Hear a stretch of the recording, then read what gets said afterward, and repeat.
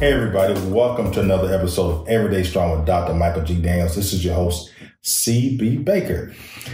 Well, Dr. Daniels, what you have been hoping for and I have been hoping for is finally happening. Seems like the Democratic Party has finally got up enough gumption, or somebody would say the testicular fortitude, to actually go forward with impeachment. And finally, our president has done something that has been deemed finally by, the people that is impeachable. And the topic today is, why isn't the Christian community, why is the Christian community being so quiet in this whole endeavor? It's like, it seems like everybody else has got an opinion or is saying something, but the Christians are not. So what's going on with that? Yeah, I think that it is, it's really negligence, I would say, on a lot of the Christians and in their pockets, from what I have seen, if you look at a lot of the black pastors, they feel that he should have been gone a long time ago, obviously. I have not had any conversations with any of the so-called moral majority type of pastors, the evangelical movement, that have said anything negative about this president. In fact, the president of Liberty University, which is a college built around that moral majority stance, said that Trump was God's gift to the world, And so the thing that bothers me is that where is all this moral compass at now? What's guiding us now? When Christians were outraged they're outraged at things like abortion. Not all. I'm just saying. They're outraged at abortion. They're outraged at if let's say a man were to take advantage of a woman. They show all this outrage at anyone else that does it, but there's no outrage with him doing it. And from my perspective, what he did was impeachable before he got in office. Just because of his moral stance on things. To me, that is not becoming a president. So I'm really kind of upset at the Christian community because if we're in a country where we say in God we trust, and we're in a country where we say that our views of freedom are supposedly led by, our Christian values, then how in the world can we have a leader that's so far away from them that it now is the norm, for someone to act the way he acts? The ironic thing about this is it seems like the church or Christians pick the notion of the separation between church and state at the wrong time. And it's like, well, that's got nothing to do with what's going on in the church. That's the government. We're going to keep it separate. And when gay marriage came up in the around the time of the elections, when George Bush, I forget the political campaign strategist, he was a genius for bringing that up to be able to get George Bush reelected. And abortion, we bring in the Christian community for that, but all of a sudden we're not doing that anymore. I don't know, Pastor Daniels. Is it because of Donald Trump fatigue that's maybe causing this? Because he's literally been in the news since that godforsaken night where he was elected president. And the people went to bed thinking, oh, well, Hillary's going to win. And they woke up to a nightmare. And it's literally been that, not just every week, and every 2 weeks, like with Obama. Like you may hear from Obama every 2 to 3 weeks. You're hearing from Donald Trump every day for 2 years. Are we just tired? I hate to say this about my fellow Christians, but I don't think it's fatigue. I think it's the reality of how they really feel. You see, that's deep. You know, you know, sometimes you kind of put a gauge on equity. In other words, you look at someone and you say, well, these ideas weigh heavy for me. And if they line up with me in this area, then I'll weigh it against the things that don't line up with me. And if they kind of equal out, I'm okay. Here's what I'm frightened about. Donald Trump is an avowed racist. He's a racist. There's no way around it. We can color it any way we want to color it, and say things like, well, he got this black person working for him. Slave owners had black folk working for them too. Right. That has nothing to do with it. You know, people say, well, I got a few black friends. The fact that he invites a few black people into the office, Oval Office, that means he's not a racist. Donald Trump uses black people to get what he wants. Right, you know? Exactly. But if you look at his overall policies, you look at how he talks about people, you look at what he said about Baltimore, for example, and what he says about a lot of black communities. But he says nothing about West Virginia communities. Right. The Appalachian area. They are more depressed than Baltimore is. Right. They have a higher rate of people on welfare than Baltimore. Yes. But he doesn't say anything about that, you know, those areas, you know. So everything if he's not a racist, let me say this. He needs an Oscar. He needs an Oscar nomination because he acts like he's the epitome of a racist. Okay. Now, my point is simple. When the racists come out, the skinheads, when those people who we know are support racist ideologies come out, he says little to nothing to set it in order. Right. You know. So my fear is that my brothers they have racist tendencies, and they have allowed him to progress because in their heart they feel the way he feels. Yeah.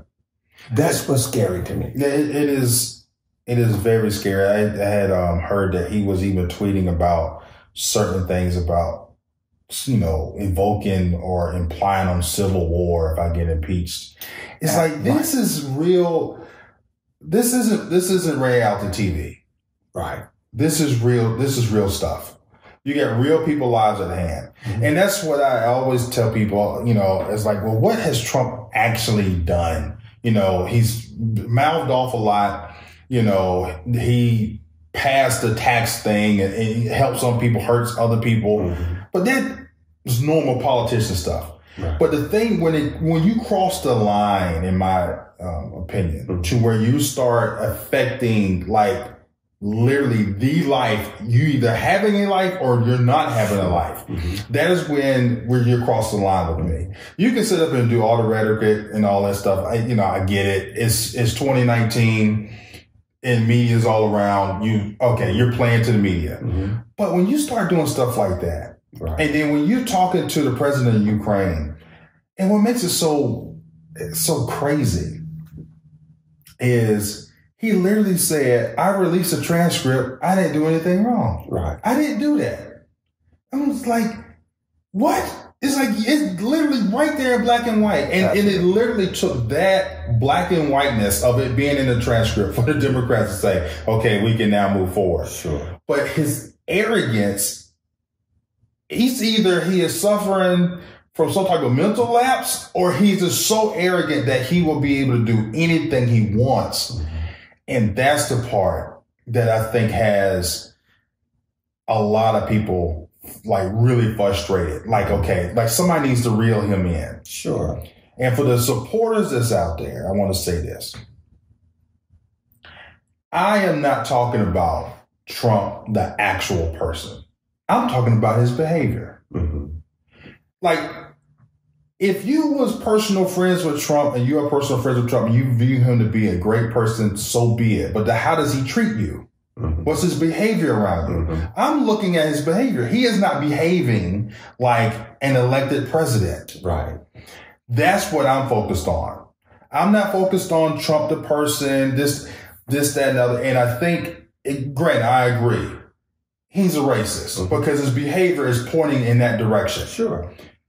I can even wrap my head around that if you're doing the job the correct way, but you're not doing the job the correct way. Well, right, and that's the thing. What you're saying is absolutely, right on point. It is not so much that he is a racist, it's that he takes his racist ideas and he puts them in place on the job. Right. When you're an elected official, your job is not to serve only those that elected you. Your job is to serve the entire community that you have been empowered to serve. For example, if you're the congressman of the 5th district, you might not get 100% of the votes, but your job is to serve 100% of the people in that congressional district.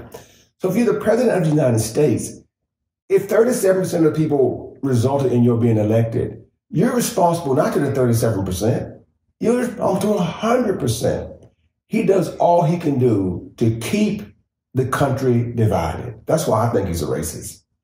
He does nothing to try to unite this country.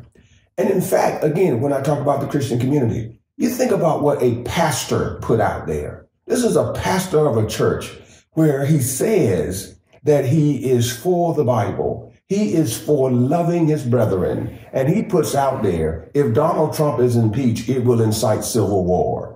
So here's a man that's supposed to be promoting love, but yet he is, in fact, setting up a situation where people will feel emboldened to say, we're going to kill you if he gets elected, if he gets impeached. Right. It doesn't make any sense. And for most people now, that if you've been studying a little bit of history, the new history on why the Civil War actually happened, even educated black people can wrap their head around why the South was upset. You can wrap your head around that. I can't wrap my head around, like, why would anybody in this, just take a look around. Sure. The economy, which you could say for what it is going decently. It's not a Civil War type feel. So why would you even invoke that? And that's what's crazy. It's like, why even go there? Well, that's why I say, I shudder to say it. It scares me to think it. But if I believe in white nationalism, if I believe in that, then the things that cross my mind about my staying on top is, had we won the Civil War, we would be on top. Right. I think that's what causes them to always go back to that Civil War thing. Right. You're right. The foolishness of that thought is this. The Civil War had a clear demarcation of how you could divide the country, right? Because you had predominantly in the South, you had slavery. And predominantly in the North, you did not have slavery because the North, there was an industrial area, so they didn't need slaves. In the South, you needed that free labor. Okay, if you have Civil War, what states are going to fight against another state? Exactly. Because within the state, there are people that are both Democrat and people that are Republican. Right. So if you're fighting for, let's say if there is a war because Donald Trump gets impeached, well, that's going to be neighbor against neighbor. Right. Right. So he's saying the stupid thing that, because the person across the street from where I live at, I don't know if they're Republican. Right. But I can say they act like they are Donald Trumpian. I won't say Republican. Right. Donald Trumpian. Because the difference between being a Republican and being a Donald Trumpian. Right. So does that mean that we're going to start fighting each other? Right. That's not a civil war. It's like, I'm not going to all of a sudden move to the north so I can be with the people who don't like Trump. Right. Trump is from New York. Right. So that's a stupid statement, but it speaks to the mentality. It speaks to the fact that there are a group of people that feel like somehow that their country is being taken away from them. And that's why they use the term Civil War. Right, which is it's not your country. That's the thing. It's not their country. It is our country. So just because you think it's your country doesn't make it yours. Yeah. Now the one thing that you mentioned, Donald Trumpian, and I'm glad you said that, is because I would really consider myself a moderate Republican. I think what really takes most professional Black people out of that, calling themselves a Republican, is the stupid stuff that regular Republicans do when they support somebody just because they're a Republican. Right. Absolutely. They don't. There's plenty of people that wanted when he was living wanted to support John McCain, and he was Republican. Sure. But he was like he understood America, like what we need to do to bring America to take it forward. Sure. Same thing with Obama. He understood what to do to get America to take it forward. They were united. Right. Even Bush. Yeah. Even Bush. I mean, people may not have thought he was the smartest guy in the room. Yeah. Although I thought he was smart. That's just me personally. Now, I didn't vote for him, but I thought he was smart. If you're the dumbest guy in the room when you become president, you must be kind of smart. Yeah. you know, I mean, in reality. But even with Bush, and Bush won. It's like, my thing is this. I'm not a Republican, never have been. But I understand the advantages the Republicans gave to this country. In fact, Abraham Lincoln was a Republican. Right. The Dixiecrats, which now has become the Republican Party, were Democrats. Right. Those Democrats are the ones that wanted to keep us from having civil rights. They wanted us to keep from having voter rights. Right. They were against it totally. It's just that after the 60s, that's when those Dixiecrats or Democrats that were in the South started to migrate to the Republican Party under Nixon. Right. And so that's when they moved over. But see, to me, regardless of Republican, Democrat, the moral compass that should guide the Christian ought to be the Bible. Not whether I'm a Republican or whether I'm a Democrat. Exactly. But it should be guided by the Bible. These Christians are not using the Bible as their moral compass. They're using Donald Trump as their moral compass. That's what bothers me. And that's what my fear is, because it suggests to me that they are more concerned with keeping their country, which is what they probably thought in their hearts all along. You don't just all of a sudden change how you think. That must have been how you thought all along. And now you just have someone with them same views. And so now you don't care about anything else. You don't care if you rape somebody. You don't care if you kill somebody. All you care about is we want our country back. Yeah. And when they say back, they mean like it was prior to civil rights. Right. And which is, I ain't going to make a comment on that. The one thing that this past weekend, Hillary Clinton and her daughter, Chelsea, was going to do a media tour, and she finally said the words that he is an illegitimate president because of what happened during the election. What makes me upset with the Democratic Party and the Republican Party, everybody, is why did it take her 2 years later to actually come on TV to say this? And what are you afraid of? Like, everybody knows something was funky going on with the election. Okay. All right. And I even believe Donald Trump felt like something wasn't supposed to happen. I think he was even shocked, to be honest with you. So now, with that being said, so if you know Donald Trump's personality, and he acts like the average person off the street, if you woke up and you actually won the presidency and they said, well, this is all the stuff you can do, you'd be like, well, I got 4 years or until they find a way to get me out of here to do what I want. That's exactly what he did. What I don't understand, and what my main problem is that I know that the Republican Party does not, the majority of them do not agree with Trump. But why don't they just stand up and say to the minority part of the Republican Party, which is the Dixiecrats that moved over, that are like, yes, keep going because you're fueling my base. You got to say something. Or the Tea Party. Right. Oh, yeah. Think about this, for example. Mitt Romney is the only Republican that's speaking out publicly. Yeah. In the Senate now. In the Congress, you have one other congressional, a white person, or a Republican, a white Republican. Mitt Romney is the only one. Now, Mitt Romney ran against Obama. And he said that Trump should never be president, and said he was becoming a senator so that Trump didn't tear the country up. Okay. I admire him for that. Right. I got to admire him as a Republican. But no one is picking up the banner as he has said. He said, this needs to be investigated. Right. This needs to be investigated.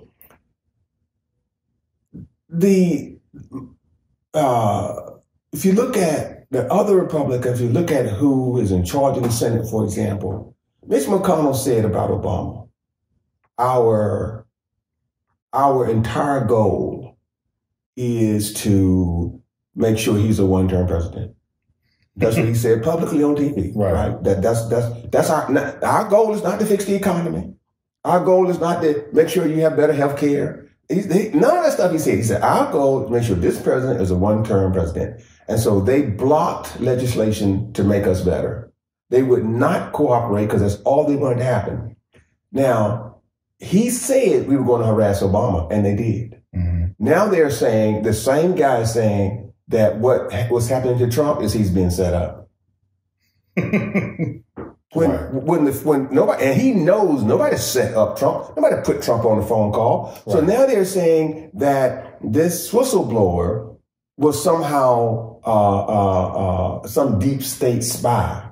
When the law of this land, that's why I'm saying these so-called moral people, the law says, as a whistleblower, I am required to be protected. Right. I am required to be protected. The law says, if I say something, you're supposed to investigate it. And here's a senator that's saying, no, we shouldn't. Mm-hmm. When he passed the law, right. And he said now, no, we shouldn't, because he wants to protect Donald Trump. See, to me, that's the kind of thing that says where we are as a country, that says that our moral compass has been just underscored. And so now the norm has become to just do what you want to do. This is similar to how the world was back during the time of Sodom and Gomorrah, when that which is nasty, that which is unbiblical is becoming the norm, so we can just accept anything from anybody. And so that's why I'm saying that's what worries me about our Christian community. If you think that if we who are in the Christian community feel that it has been us that has kept this country on the right direction as far as how we treat others. Right. But now we're saying we don't care. Let them treat how they want to treat.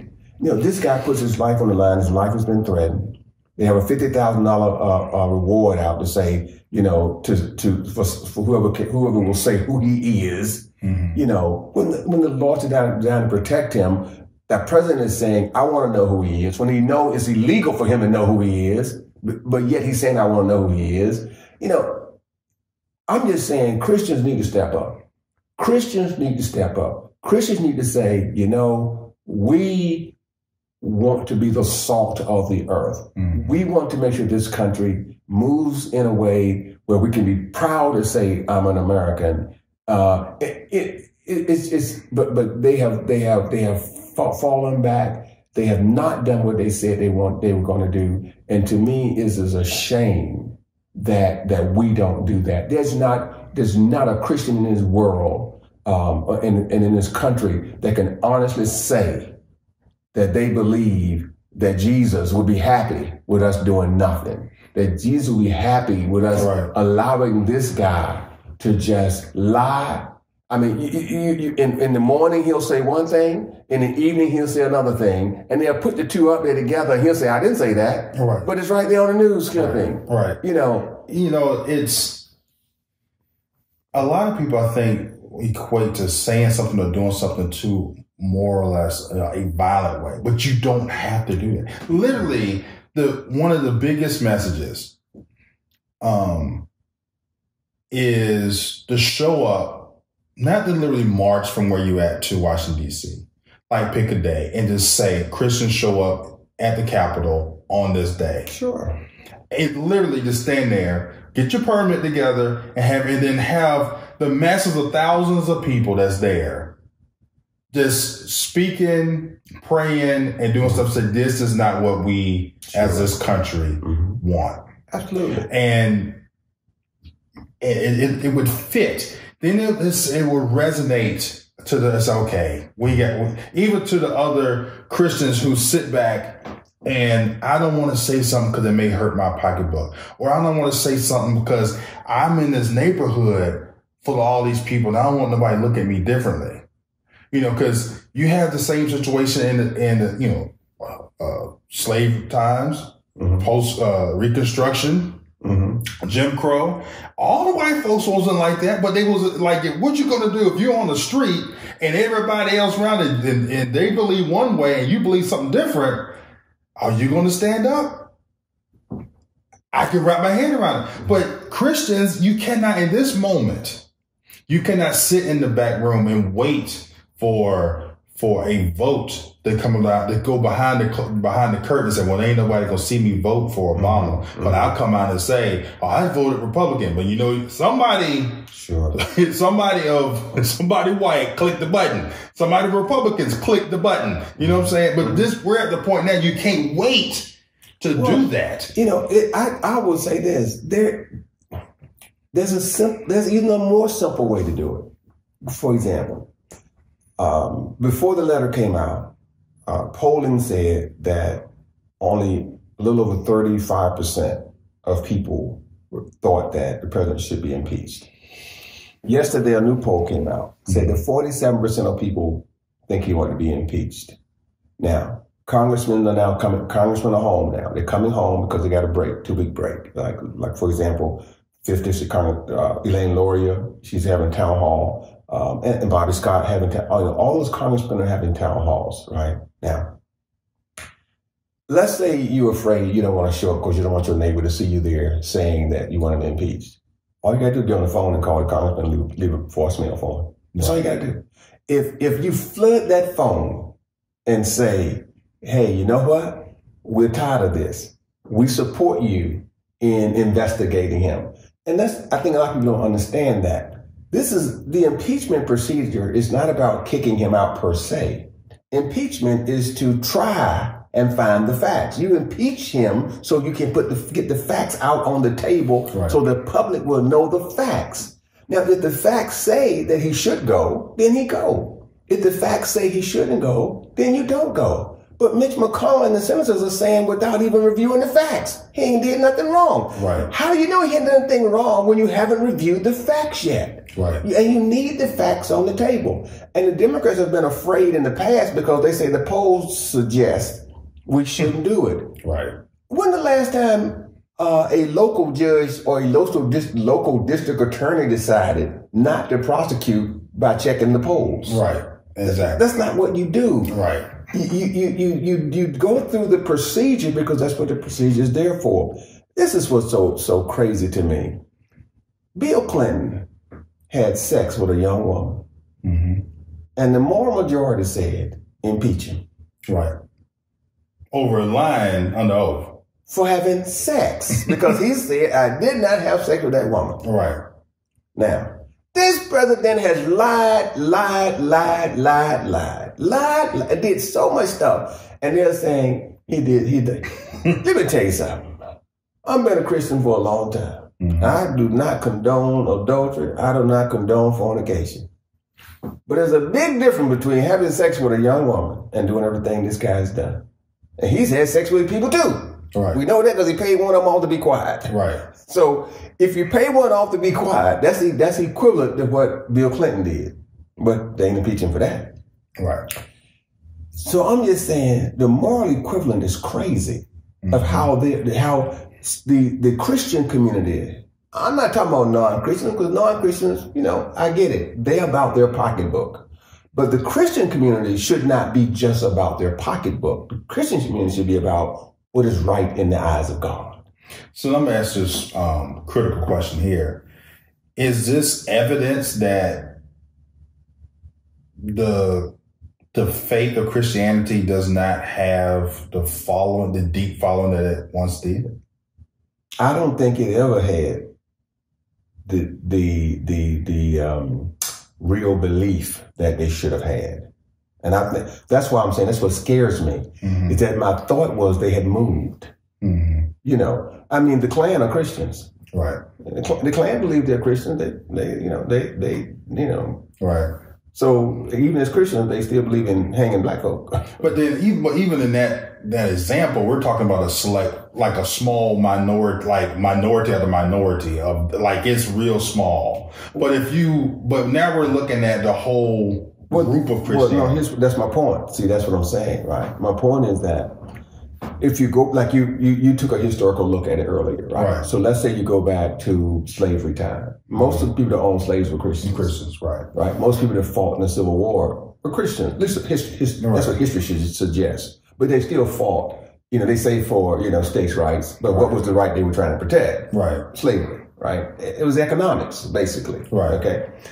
Then you go to Reconstruction, same thing, right? You go to during civil rights time, same thing. Is that large swath of people? Most of them consider themselves Christians. That's that's why we call it the Bible Belt, right? Because most of them consider themselves Christians. I thought we had moved to the point where that those individuals were trying to see the world in a more humane way. Mm-hmm. That I really am your brother, that I am my brother's keeper, as the Bible says that we are. Right. What scares me is that I thought we were moving to that, and now I see we haven't moved at all. Mm-hmm. And I think that's why I say it's scary to me. Right. Because if I am my brother's keeper, why aren't all these Christians upset about the current administration's view on immigration? When you see these kids locked up in cages. You would think it'd be outrage. It would be an outrage to say, hey, listen, I'm my brother's keeper. Let's do something about this. If the government won't do it, let's do it as a Christian community. Is it because the generation from the 50s and 60s is still around? How we talked before, about a whole generation having to die before you go to the promised land. Okay, y'all can't go because y'all ain't right. Right. Are we in that type scenario to where that generation is still around and still influencing things? My fear is it's not that generation is around, is that this generation has the same views. The same views. See, that's what's scary to me. And it may not be. I pray that it's not. I hope that it's that, as you just said, maybe that generation has most of the influence. Right. But what scares me is that, what if that's not the case? But is it that if you was to take a look at the Congress and the people that are the politicians, you would see that they grew up in the 50s and 60s. But they only have one vote. Right? The congressman goes to the voting booth and he just has one vote. The people that are voting for that congressman are the ones that's what I'm saying. It scares me because it's here's the thing I'm saying. When you look at what happened to Colin Kaepernick, right? And I know this is kind of jumping off, I'm just using this as an example. When Colin Kaepernick did what he did, look at the outrage that we got from people. Right. It was like, you would think that he had committed treason. Mm-hmm. The way they put him out, the way the president talked about him, the way a lot of other people, talked about him, not just old people, but young people talked about him, how they blackballed him. We know he's blackballed. That we know this. In fact, he won the lawsuit, so we know that. Right.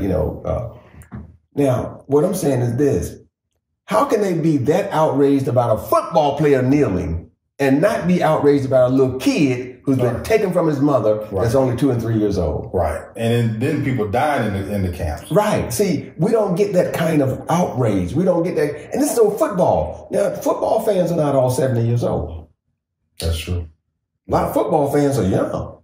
Okay. So, so they ain't worried about the 70-year-old people not buying tickets. Yeah. Why? Because they ain't a whole lot of 70-year-old people, I mean, there are some that go to the games, but they ain't out there going to them games. And then you have the people say, well, I don't want politics in my football game. It's like, well, you got the flag flying in the middle of the field. Right. You got the flyover going on. There's politics involved in all of this. Absolutely, because the government pays for that effort. It ain't free. Right. The NFL don't say do it for free. Right. They get paid for them to do that. Right. So that's what I'm saying. So these Christians at the football games, or at least they call themselves Christians, you know, they were outraged with Kaepernick. They're not outraged about this young kid that taken from their parent, you know, or that walked, you know, how many other miles to get to this country, you know. I mean, listen, here's my thing. If you got a 5-year-old, I don't want to walk to 7-Eleven.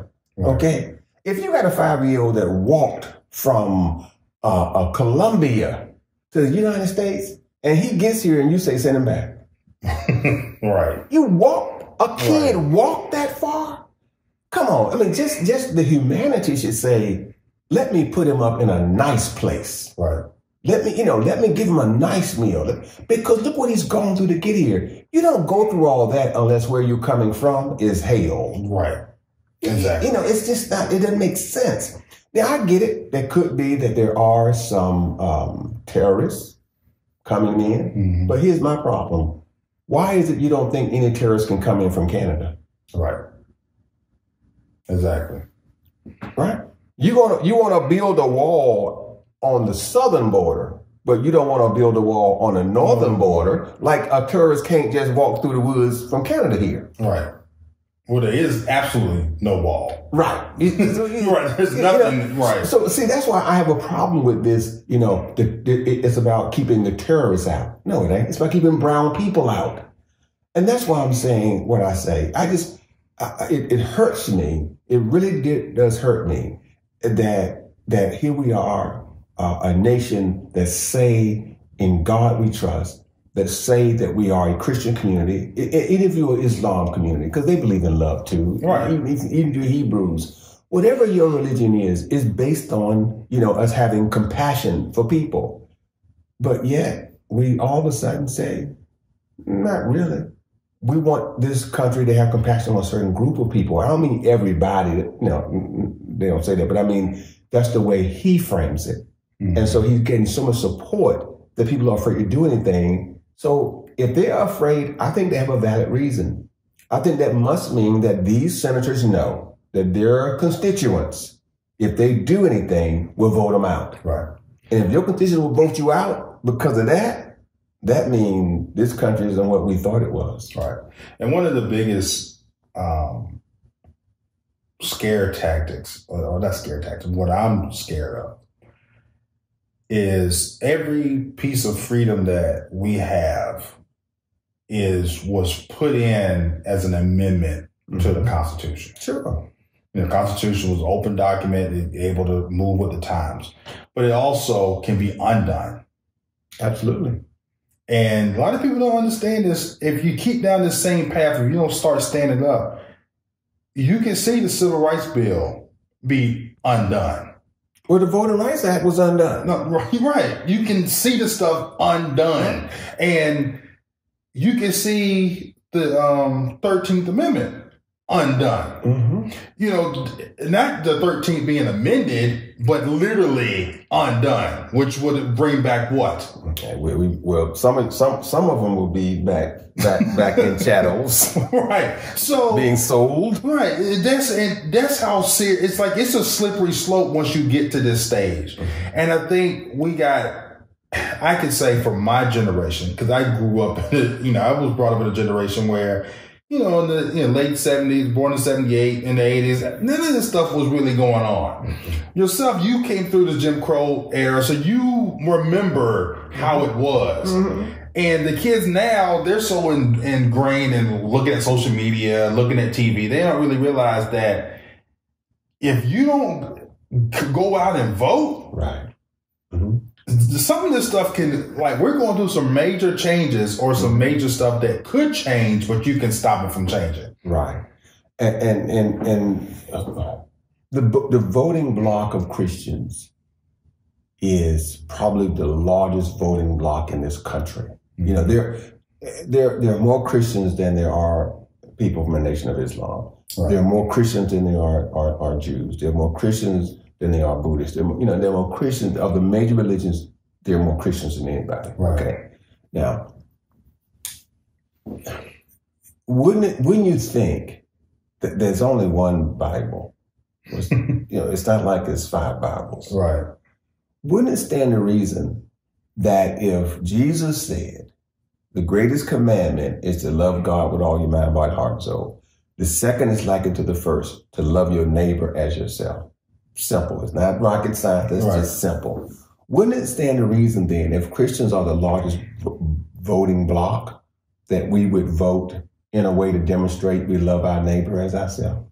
You would think so. But that's my point, right? That's what's scary to me, is that it says that our view is not the view that we say we have.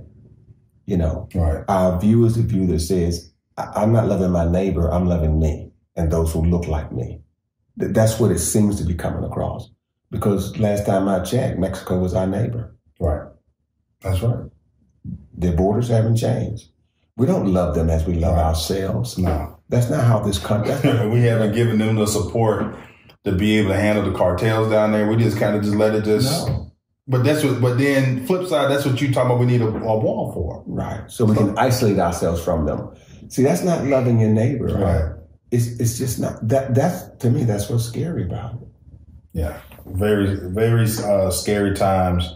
And I do hope that everybody out there goes to vote. Even though it's not a presidential time to vote, but it's as critical that you go and voice your one vote. Absolutely. And as a matter of fact, go pick somebody up that's able to vote and go take them to the polls. Take them to the polls. Call your congressperson. Call your senator. Call your local delegates and express your opinions to them. Leave a message at 10 town halls so they understand how you feel. Well, that was a deep one, Dr. Daniels. Thank y'all so much for taking a listen to this. This is your host, C.B. Baker. Till next time.